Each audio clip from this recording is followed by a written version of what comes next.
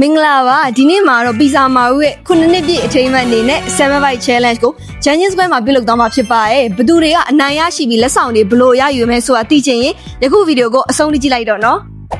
မိုင်မင်္ဂလာပါ မင်္ဂလာပါ အခုဆိုရင်ပေါ့နော်ပီဇာမာဦး9နှစ်ပြည့်အထိမ်းအမှတ်အနေနဲ့ကျွန်တော်တို့စီမှာ7 bite challenge လေးရှိရပေါ့နော်အမပီဇာတစ်စိတ်ကို9ကိုက်ရမှာအဲ့ဆိုအမ ready ပဲလား ready ပဲ okay အဲ့ဆိုရင်တစ်စိတ်ယူမယ်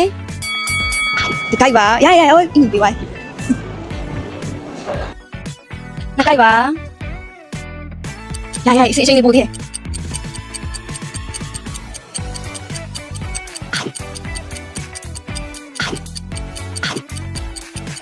6ကိုက်ဟုတ်ပြီ9ကိုက်အနိုင်ရရှိသွားပြီဖြစ်ပါရဲ့မအဲ့ဆိုရင်ခုလိုအနိုင်ရရှိသွားကြပျော်လာပေါ့နော် ပြောပါတယ် โอเคအဲ့ဆိုမင်းလိုက်ကြမယ်မဒီကကက်လေးတစ်ကက်ကိုယူလိုက်ပါ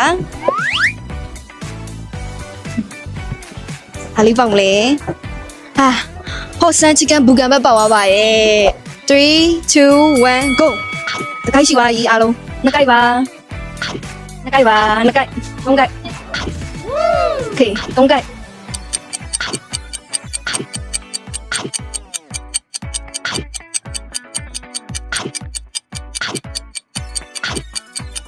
နိုင်ပါပြီ3ယောက်လုံး10မိနစ်မပြည့်ပါဘူးဒီတဲ့ကက်လေးရှိတကက်ချင်းယူလိုက်ပါတယောက်ကိုတကက်ပဲโอเคဘာပေါက်မလဲသိချင်နေပြီဟာဟိုဆန်ချီကန်ဘူကန်ဘတ်တယ်အိုးမိုက်တယ်ပေါ့နော်နောက်တယောက်ဘာပေါက်မလဲကြော်ချက်လောက်ပြရေးပါအာပါစတာပေါက်သွားပါရဲ့ရမိုက်တယ်ဟုတ်ပြီโอเคဟော infusion drink လေးပေါက်ပါ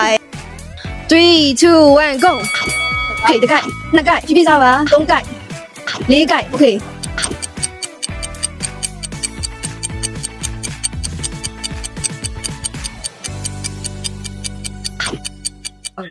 โอเคနိုင်ရရှိသွားပြီဖြစ်ပါရဲ့အဲ့ဆိုမင်းနိုင်လို့ရပြီဒီတဲ့ကက်ကက်ကိုယူလိုက်လို့ရပါတယ်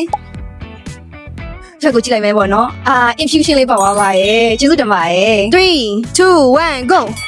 ဒီကိုက်ဟုတ်ပြီအစိအချိန်လေးပို့သေးတယ်နှစ်ကိုက်3ကိုက်3ကိုက်ရှိပါပြီ